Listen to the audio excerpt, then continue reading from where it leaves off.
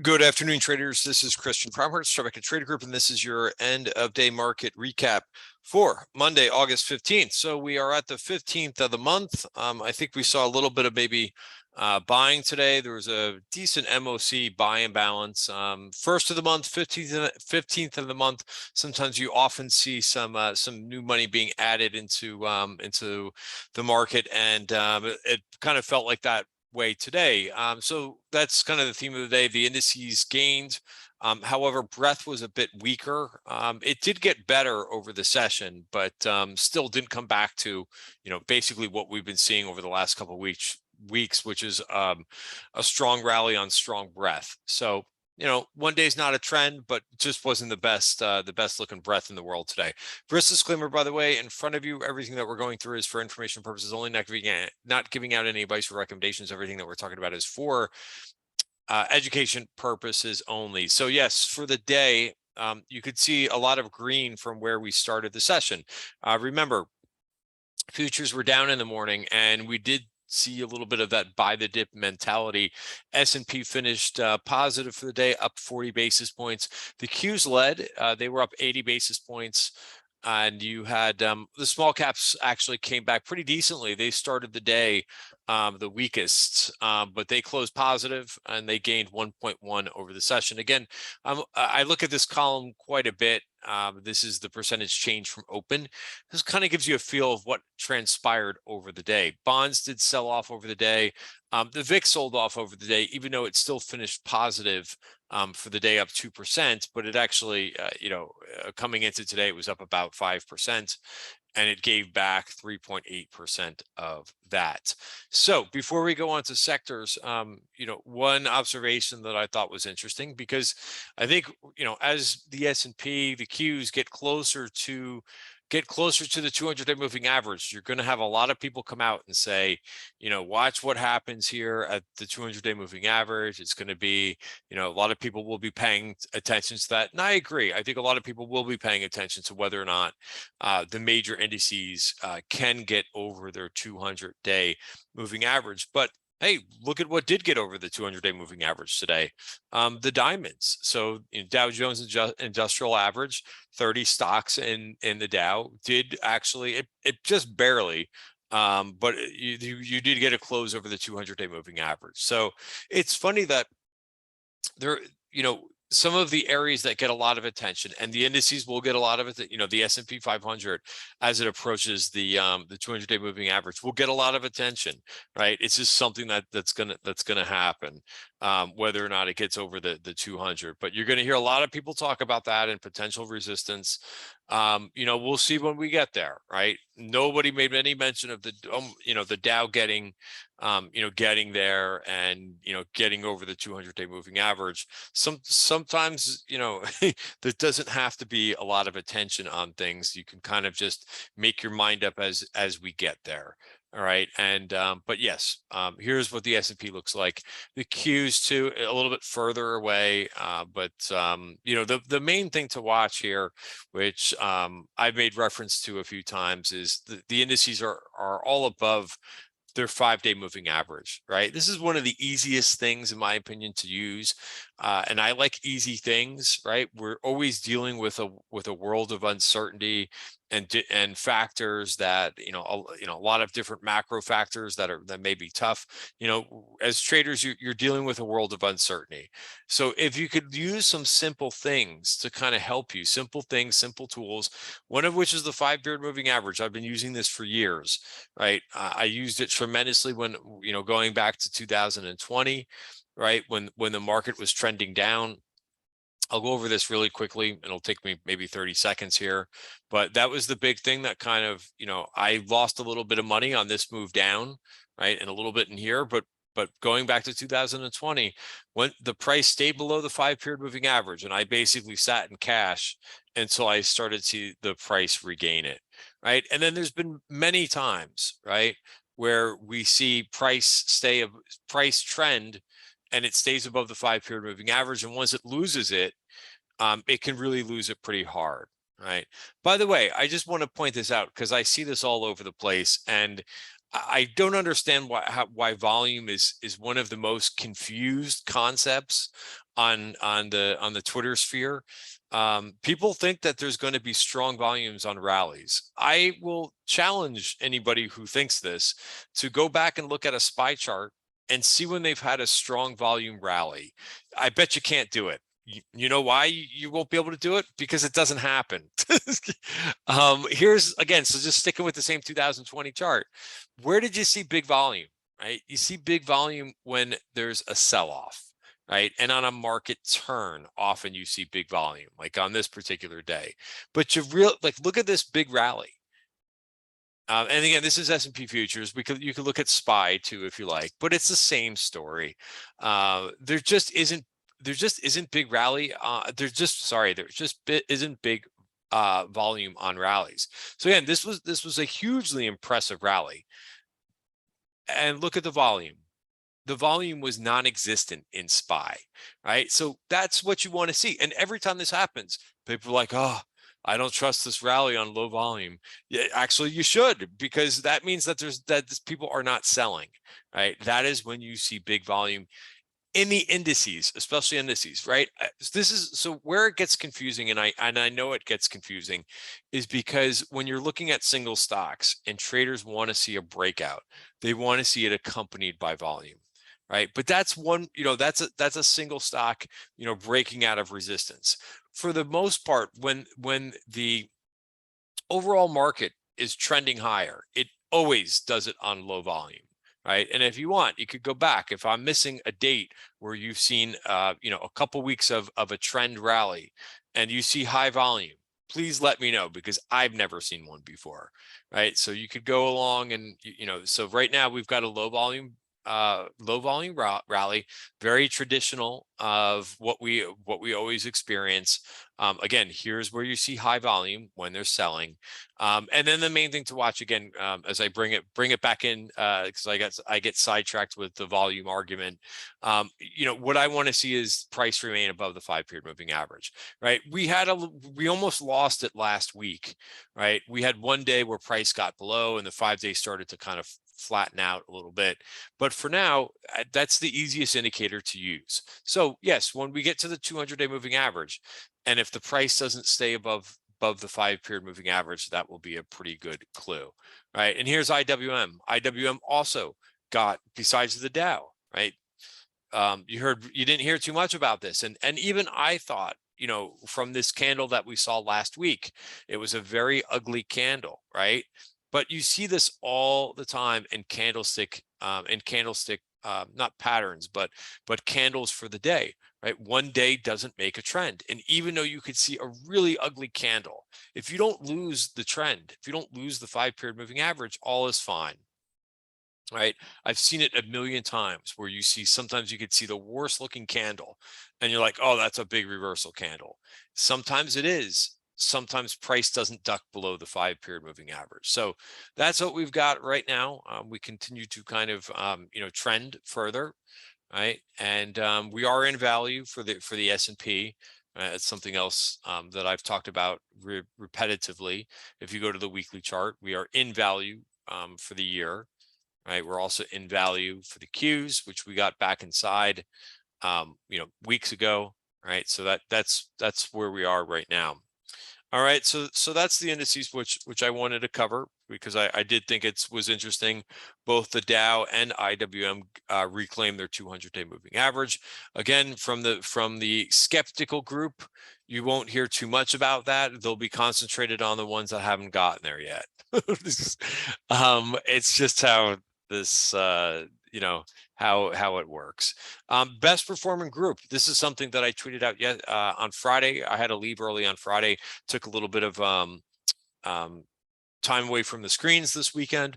I said, one of the things that I said before I left was watch what happens with biotech this week, right? Biotech, I really believe leads moves, right? We saw biotech was one of the first groups to break down back in 2021, right? And this is still going here, right? And it's did a nice little consolidation around the 200-day moving average, and it's now moving up. Remember, XBI is an equally weighted ETF. Every name gets just about the same, the same weight, right, in the ETF. Now it does the variable because they only rebalance this once a quarter. So price is the variable that changes over the quarter. So you will find names at a bigger weight, but not that much bigger. For example, right, what's the biggest weight in here? It's GBT. Right. It's also KRTX. GBT is a deal name. So the weight did move up in this because prices rallied since the last time that they rebalanced it, right, which was in June. Right. They will do another rebalance. They will do another rebalance in September, but you could see everything else is about 1%. The best, the biggest weights, again, are the ones that have rallied the most. Again, very easy way to go through through one of these sector ETFs. Again, it has to be an equally weighted one. And to figure out what the strongest names are within the group, it's going to be the biggest weight, right? But again, not every sector. Well, they do actually have some sector equal weight ETFs, but like XLK, XLF, XLY, those are market cap weighted indices, not equally weighted. But in any event, that's a nice little trick to go through and find what the best performers are, what the strongest names in a group. Is go to an equally weighted ETF and look at the biggest weights, right? Especially when you've have enough time, when you've had a couple months go by, like we have since the last rebalance. All right, so that's your that was your biggest performance. IBB also had a good day today. That is the market cap one, right, where the larger names get the bigger weights. All right, so those were your best performing groups. Again, overall breadth, and here's what the numbers were in case you want to see that. But we have an indicator that looks at incorporates advancing that have big volume versus up volume versus down volume. But here you go. In the Dow, 22 advancing, 8 declining. S&P 295, 206. So this was not bad, right? It just wasn't as strong as what we've seen over the last couple weeks. But you still had a lot more advancers. Nasdaq, you had 1682 versus 1,000. And again, look at the new 4-week highs. Pretty good looking stuff. All right. So, you can't really complain too much, even though it said negative on my indicator. Again, that incorporates volume, just not the number of advancers. All right. And a couple names I thought, since the Dow got above it, the 200-day moving average, barely. I thought we'd go over just a couple names that I thought were interesting in there. You very rarely see me go through, Apple, but it is the biggest weight. It's now 8% weight in the S&P, right? It just continues to trend and and march above that 5-period moving average. So I'm not going to guess when it stops. We could certainly look at the weekly chart, right, which is basically has made a move back above value and has been very strong. I like what's going on with the credit card companies, right? They are still in value on the weekly, but they're trying to basically get out of this consolidation. They both had good earnings, by the way, both Visa and MasterCard. I actually like the Visa chart just a touch better, but they're very, very similar looking. All right. And then a couple other things that I thought were interesting for the day. UNH, right, again, which has been a slow mover. I'm still watching this, right, but I'm looking for this to kind of get trending again. You could see it's definitely consolidating right around those previous highs, but I would keep an eye on that. I think that UNH will trend if this market is okay, in the next couple of weeks. I think UNH goes out to new highs. Some of the also what did pretty well today was the consumer staples, right? Coca-Cola gets back above its value area, very close to making new highs. What did make new highs is Pepsi. Pepsi was out to 179.36. So, big bear market rally here in Pepsi, right? I'm just kidding. I like to joke around because everybody's talking about bear market rallies. There's no bear market rally in Pepsi. It's out to all-time new highs, right? So very nice. Again, it is a consumer staple, right? Some people will probably tell me that's defensive. Okay, maybe you have a point here, but very nice breakout in Pepsi, right? I always try to, in these videos, right? I know that there's a lot of people who tend to look at growth stocks, right? But I think what's nice about this rally is you have some you have both growth and value rallying. For instance, last week, I don't think I've got very much attention, but value actually outperformed growth. For as strong as last week was, value names actually outperformed growth last week. And that was both in large cap and both in small cap. The difference was very small in small cap last week, IWN versus IWO.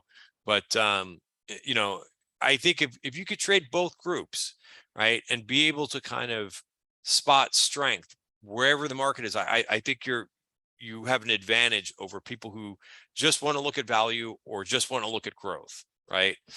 Because sometimes there will be situations where one will outperform the other. All right, so we talked about a couple down names. And Disney, by the way, I think was one of the best performers. This is hitting some short-term resistance, right? There was an announcement that Third Point has a stake or increased the stake. I'm not sure which, but it ran right up to the Virgin point of control, 125.35. That's from all the way back in here, right? So if you're interested in Disney, I know it's garnered more interest since they reported those good numbers, right? Watch that number in there, and if it could get above that Virgin point of control, then maybe it can get to that 130 level. And again, I wouldn't be surprised in there. I think the sentiment has changed in Disney after that earnings report. That's what earnings reports do, by the way. They can really kind of flip things. All right. Tesla, I know was also got a lot of attention. I'm still, I have to say it. I'm still not absolutely in love with this chart. Yes, it does look like a little bit of a cup and handle that's going on here. So if that's the case, and I am actually long Tesla in the TTG trend portfolio, so I absolutely do want this thing to rally.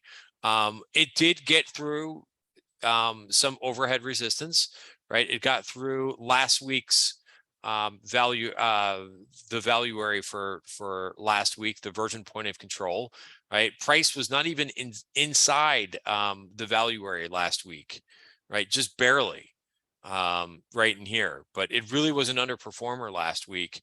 It did take out this 920. I would make sure that Tesla stays above 920, and if it does, if it can get above, if it can get above 940, then we may be on to 996. So that is something really good to watch. Notice when I go through the video, I'm looking at levels for confirmation, right? Well, if this was the previous resistance, right? This is also an extension away from the value area. By the way, if you're not familiar with this indicator that I talk about quite a bit, go to my pinned tweet, right? I've got an article based on that. Right, so if you go over here and you go to my profile, right, the pinned tweet on anybody's Twitter, right, I talk about how I use the market webs and what they are, and Virgin point of controls and volume at price. So if you're curious, and if you're a new viewer, I do go through what a Virgin point of control is quite frequently in my videos. You could always go through and watch one of those from last week. But if you want to learn more about it, it's my pinned tweet on Twitter. But yes, I would watch 940 this week and see if this can make a bigger move up to 996. That would be the next area. And that is a Virgin point of control from this value area up here. Again, where a lot of buyers and sellers previously met up. That could be an area of supply once that we get up there. All right, some other names, right? So I traded today. I didn't do a ton of day trading today because I just looked at the market breadth and I thought it might be more of a choppy day than it was. So I I had some names from the TTG weekend watch list. I put on some AWK so that this is not this is not one of those crazy, exciting names. This is American Waterworks, right? I keep hearing a lot about, water shortages going on, not only in the US, but globally. And they deal with water disposal. They do a lot of different things. So this did get above the consolidation here, 200-day moving average. Again, I don't mind holding a couple lower volatility areas of the market. This did fine. It closed at 159.24. I think I did add to this. I added to my starter position. Anything that I do in the first 5 minutes, if I'm looking to build into a swing trade, it's always going to be a starter position in the first 10-15 minutes. I did this with BAH as well. People don't look at BAH too much. This is Booz Allen. Look at the candle on Booz Allen today, right? Pretty, not huge volume, but okay volume today for this. And this closed on the absolute highs. Again, people associate this as a cyber name too. So again, so this has been a really nice bear market rally here in Booz Allen, getting out to new highs. Again, I'm kidding. You can't have a bear market rally when the name goes out to new highs. I like to mess with people. Oh, it's a bear market rally. Well, there's a lot of stocks that are out to new highs. How are you going to account for that? Calling things, that. So in any event, I move on. I like to joke a little bit.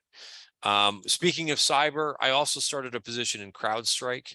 Right, I like the little digestion here. CrowdStrike just hasn't been one of those names that has had huge momentum to it, but it's been very methodical, right? Since it made its low back in May, it's been just it's gained. It's had a huge gain, 140 to 200, but it's just been very methodical. Rallies up 5-10 points, comes back in five points, right? Rallies up another 15-20 points, comes in another 10 points, right? So it's been moving in the right direction, but it's been giving you, the opportunity to kind of buy in a little bit of a dip. Now, this isn't a dip all the way back in here. So, this may be something that I add to, but I do like the little bit of consolidation here and, possibly looking for a move up to 214. And I have a level here. It did not close above value, but at least looking for a move above, to about 206. All right, so that's another name. Also, the aero and defense names, very strong. All right, so we'll get it. This was GD, right? This was a name that was a bullish setup for TTG members Friday morning, right? This is where the stock was, and I like the move out of here. This is at 232. It has moved up to 242, which is a decent move for one of these names. A few traders brought to my attention LMT. That's okay. I don't think it's one of the best setups I've seen. It also got up to the version point of control, took that out. The one that I like right now is Raytheon, and I missed this one. This was on the TTG weekend watch list. I just didn't get a chance to add it today. And if it's just starting to get going, maybe it has a little bit more. I think it, again, not a growth name, maybe a little bit slower moving, but I think it could get up to 98. And again, I like the consolidation. I like how the moving averages got bunched up here, and it now is starting to kind of unwind a bit higher. All right, so that's Raytheon, but very strong out of this group lately. The semiconductors too. I mean, the semiconductors were absolutely on fire, right? ON Semiconductor. It looked like a bunch of these semis were going to have inside days, but ON actually gained a little bit, right? Another one that I've been looking at is this PLAB, right? Also had an inside day. This is a great one to watch for tomorrow, even though it was down 3% today. Well, it's just an inside day. It had a huge day on Friday. I would watch for continuation in this thing. And then another one too, that had an inside day was GFS, Global Foundries. Again, if you're not familiar with the term inside day, please Google it. But in short, it just means, there's no change in trend, right? It's more of a continuation type pattern. So when you have an inside day, it's just consolidating the previous day's returns. Sometimes you could have a couple days in a row that are inside days where it's just consolidating, a big move. All right. So I think the semiconductors, and then, another one too that I've been watching is this MPWR, right? Also looks like it's trying to come out of this, I guess, some type of either a bull flag or pennant or something. I'm not sure what that pattern. It doesn't have to be perfect, but the reason why it moved like this was on earnings. It gapped up and is now consolidating some of those gains. Let's see. Do I have?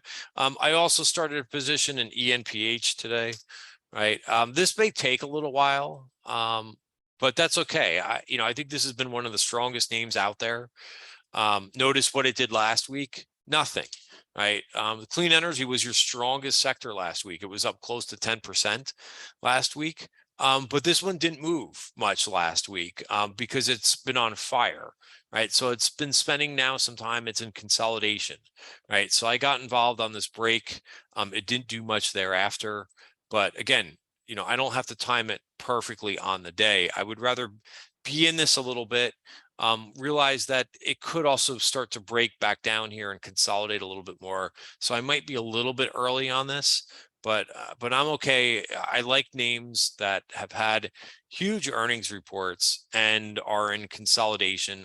Usually what happens is they resolve higher. Another name that I got into last week, a couple weeks ago, this TW looks pretty good, right? I like this group of, what's the right word for this? They're financial names, but they're more like financial innovation, I guess, or just a little bit out. They're not banks. For instance, I really have liked this move that's happening in the NASDAQ since this one had earnings, right? Gapped on earnings. If you thought, oh, geez, I don't want to chase, right? This is at 166. Stock's now at 199. Another one that's been acting pretty well is ICE. Also had good earnings, right? And again, is trending in the right direction. All right, so I like these names. All right, guys, we'll end the video here. I think that's good enough for Monday. Good starting point. Again, we didn't have great breadth today, but again, remember what happened on Friday, right? The market was really, really strong on Friday, and sometimes the best thing after when you get a little bit too heated is to have a little bit of a break, right? And backing and filling. There's nothing wrong with that. It's better than the market getting super overbought, right? Just a couple other just one or two other points. I thought it was impressive the way energy stocks came back today, right? Those were showing some really great setups towards the end of last week. Oil finished down 4.6%, so that didn't really come back.